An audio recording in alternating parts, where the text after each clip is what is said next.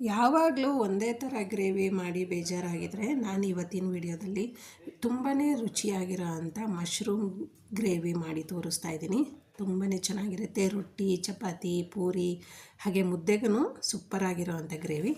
ಬನ್ನಿ friends, video start ಮಾಡೋಣ. ನಾನಿಲ್ಲಿ ಮೊದಲಿಗೆ ಧನಿಯಾನ ಸ್ವಲ್ಪ ಹುರ್ಕೊತಾ ಇದ್ದೀನಿ.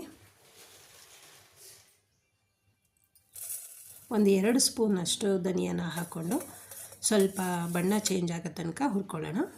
ಹುರಿದಿರೋ ಅಂಥ ಧನಿಯಾನ ಜಾರ್ನಲ್ಲಿ ಹಾಕ್ಕೊತಾ ಇದ್ದೀನಿ. ಅದ್ರ ಜೊತೆಗೆ ರುಬ್ಕೊಳ್ಳೋದಕ್ಕೆ ಈರುಳ್ಳಿನ ಫ್ರೈ ಮಾಡ್ಕೊತಾ ಇದ್ದೀನಿ. 1 ಸ್ಪೂನ್ ಎಣ್ಣೆಗೆ 2 ಚಿಕ್ಕ ಈರುಳ್ಳಿನ ಹಾಕ್ಕೊಂಡಿದ್ದೀನಿ. ಹಾಗೆ 1 ಚಿಕ್ಕದ ಬೆಳ್ಳುಳ್ಳಿ, ಸ್ವಲ್ಪ ಶುಂಠಿ ಫ್ರೈ ಮಾಡ್ಕೊಳ್ಳೋಣ. ಇವಾಗ ಎಣ್ಣೆಯಲ್ಲಿ 2 ಲವಂಗ ಹಾಕ್ಕೊತಾ ಇದ್ದೀನಿ, 2 ಏಲಕ್ಕಿ ಕಾಯಿ,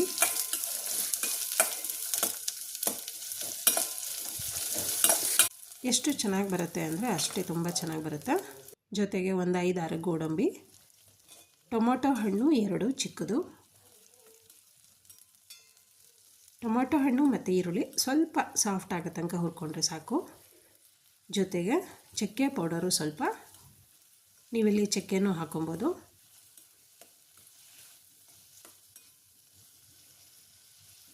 ಫ್ರೈ ಮಾಡಿದ್ದಾಗಿದೆ. ಸ್ಟವ್ ಆಫ್ ಮಾಡ್ಕೊಳ್ಳೋಣ. ಈಗ ಆರಿರೋ ಅಂಥ ಟೊಮೊಟೊ ಹಣ್ಣು ಈರುಳ್ಳಿನ ಜಾರ್ಗೆ ಹಾಕ್ಕೊಂಡು ರುಬ್ಕೊಂಬರೋಣ.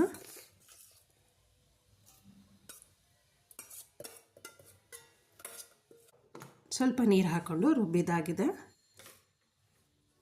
ನೋಡಿ, ನುಣ್ಣಗೆ ರುಬ್ಬಿ ರೆಡಿಯಾಗಿದೆ.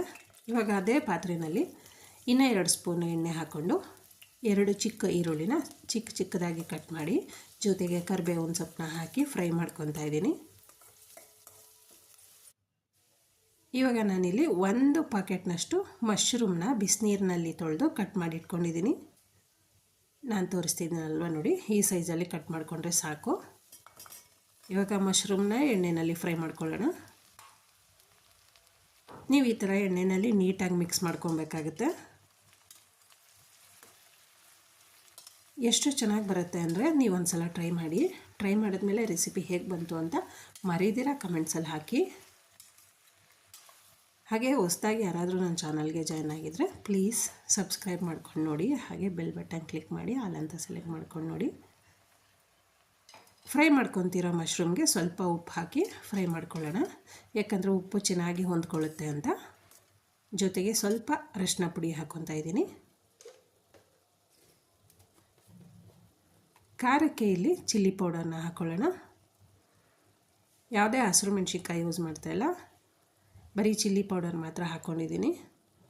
1 ಪಾಕೆಟು ಮಶ್ರೂಮ್ಗೆ 2 ಸ್ಪೂನಷ್ಟು ಚಿಕ್ಕ ಸ್ಪೂನ್ನಲ್ಲಿ ಚಿಲ್ಲಿ ಪೌಡರ್ ಹಾಕ್ಕೊಂಡಿದ್ದೀನಿ. ನೀವು ಹಾಕುವಾಗ ನೋಡ್ಕೊಂಡು ಹಾಕ್ಕೊಳ್ಳಿ, ಯಾಕಂದರೆ ನೀವು ಹದ ಹೆಚ್ಚು ಕಮ್ಮಿ ಎಷ್ಟು ತೊಗೊತೀರಾ ಅದ್ರ ಮೇಲೆ ಸರಿ ಹೋಗುತ್ತೆ. ಮಿಕ್ಸ್ ಮಾಡ್ಕೊಳ್ಳೋಣ. ಇವಾಗ ನಾವು ಉಪ್ಪು ಹಾಕಿ ಫ್ರೈ ಮಾಡ್ಕೊಂಡಿರೋದ್ರಿಂದ ಮಶ್ರೂಮ್ ನೋಡಿ ನೀರು ಬಿಟ್ಕೊಂಡು ಬಂದಿದೆ. ಇವಾಗ ರುಬ್ಬಿರೋ ಅಂಥ ಖಾರ ಹಾಕ್ಕೊಳ್ಳೋಣ. ಜಾರ್ಗೆ ಸ್ವಲ್ಪ ನೀರು ಹಾಕಿ ಮಿಕ್ಸ್ ಮಾಡ್ಕೊತಾ ಇದ್ದೀನಿ. ನೋಡಿ, ಕಲರ್ ಅಂತೂ ತುಂಬ ಚೆನ್ನಾಗಿ ಬರುತ್ತೆ, ಬಟ್ ರುಚಿನೂ ಅಷ್ಟೇ ಚೆನ್ನಾಗಿ ಬರುತ್ತೆ. ನೀಟಾಗಿ ಎಲ್ಲ ಕಡೆ ಮಿಕ್ಸ್ ಮಾಡ್ಕೊಬೇಕು, ತಳ ಹಿಡಿಯೋಕ್ಕೆ ಬಿಡಬಾರ್ದು. ರುಚಿಗೆ ತಕ್ಕಷ್ಟು ಉಪ್ಪು ಹಾಕ್ಕೊಳ್ಳೋಣ. ಉಪ್ಪು ಹಾಕುವಾಗ ನೋಡ್ಕೊಂಡು ಹಾಕ್ಕೊಳ್ಳಿ, ಯಾಕಂದರೆ ಆಲ್ರೆಡಿ ನೀವು ಒಂದು ಸಲ ಮಶ್ರೂಮ್ಗೆ ಹಾಕಿರ್ತೀರ. ಹಾಗಾಗಿ ಈಗ ಮುಚ್ಚುಳೆನ ಮುಚ್ಚಿ 1 ಕುದಿ ಬರೋದಕ್ಕೆ ಬಿಟ್ಟರೆ ಸಾಕು. ಕುದಿ ಬರ್ತಾಯಿದೆ. ಲಾಸ್ಟಲ್ಲಿ ಇವಾಗ ಕೊತ್ತಂಬರಿ ಸೊಪ್ಪು ಉದುರಿಸೋಣ. ಕೊತ್ತಂಬರಿ ಸೊಪ್ಪು ಉದುರಿಸಾದ್ಮೇಲೆ ಮಶ್ರೂಮ್ ಗ್ರೇವಿ ಅಂತೂ ರೆಡಿ ಆಯಿತು. ಫ್ರೆಂಡ್ಸ್, ಈ ವಿಡಿಯೋ ನಿಮ್ಗೆ ಇಷ್ಟ ಆಗಿದೆ ಪ್ಲೀಸ್ ಲೈಕ್ ಮಾಡಿ, ಶೇರ್ ಮಾಡಿ, ಸಬ್ಸ್ಕ್ರೈಬ್ ಮಾಡಿ. ಹಾಗೆಯೇ ನಿಮ್ಮ ಫ್ಯಾಮಿಲಿ ಮೆಂಬರ್ಸ್ಗೆ, ಸ್ನೇಹಿತರಿಗೆ ಶೇರ್ ಮಾಡೋದನ್ನು ಮಾತ್ರ ಮರಿಬೇಡಿ. ಮತ್ತೆ ಮುಂದಿನ ವಿಡಿಯೋದಲ್ಲಿ ಸಿಗೋಣ. Thank you.